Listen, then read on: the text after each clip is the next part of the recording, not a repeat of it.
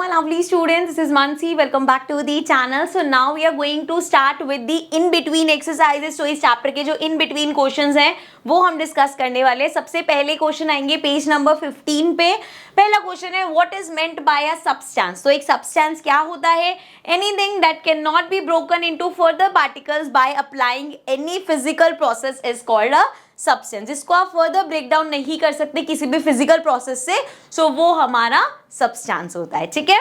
List the points of difference between homogeneous and heterogeneous mixture. तो ये हमने अपने नोट्स में भी डिस्कस किया था. होमोजीनियस मिक्सचर होता है they have a uniform composition throughout. So वो यूनिफॉर्मली कंबाइन हो जाते हैं. जैसे एग्जांपल से समझते हुए चलेंगे पूरा, वाटर प्लस सॉल्ट या water plus sugar, water plus milk, कुछ भी कर सकते हैं. सो ये पूरा एक यूनिफॉर्म सॉल्यूशन बन जाता है. देन नेक्स्ट हेट्रोजीनियस की बात करें तो दे have a non uniform composition. उनका नॉन यूनिफॉर्म कॉम्पोजिशन रहता है. जैसे अगर आप वाटर में चॉक ऐड कर दो, चॉक पाउडर ऐड कर दो या सैंड ऐड कर दो, सो वहां पे वो क्या रहेगा? एक हेट्रोजीनियस मिक्सचर रहेगा. नाउ होमोजीनियस में बात करें सो वी कैन नॉट. अच्छा कैसे याद किया था? होमोजीनियस होम है यहाँ पे, मतलब आपस में सब चीजें यूनिफॉर्मली मिक्स हो गई. होम है, घर है. ठीक है.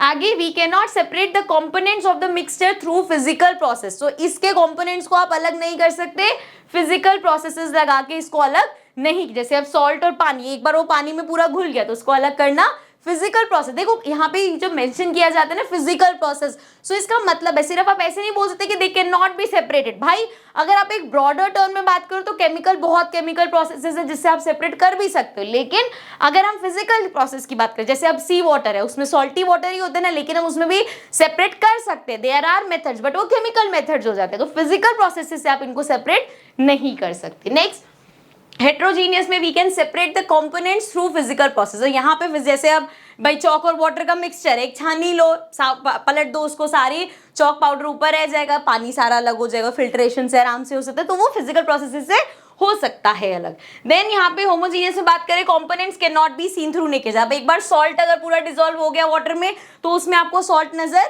नहीं आएगा, लेकिन components can easily be seen through naked eyes. यहाँ पे चॉक पाउडर अगर आप डालें तो वो चॉक तैरता हुआ आपको नजर आएगा पानी में. ठीक है.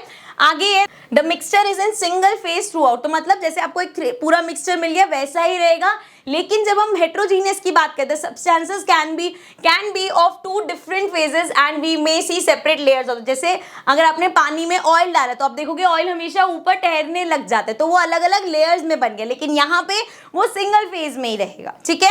इसको ऊपर कर लेते हैं, एग्जाम्पल्स देख लेते हैं. एग्जाम्पल बहुत सारे हो सकते हैं. यहाँ पे है एग्जाम्पल है mixture of milk and water, ये पहले सॉल्ट शुगर कुछ भी ले सकते हो. एंड इसमें बात करें mixture of oil in water, chalk sand कुछ भी ले सकते हो. ठीक है. तो एग्जाम्पल कुछ भी हो सकता है. नेक्स्ट है हमारे पास क्वेश्चन पेज नंबर 18 में. We are going to take this in the next session. I will see you all in the next video. Till then take care and bye bye.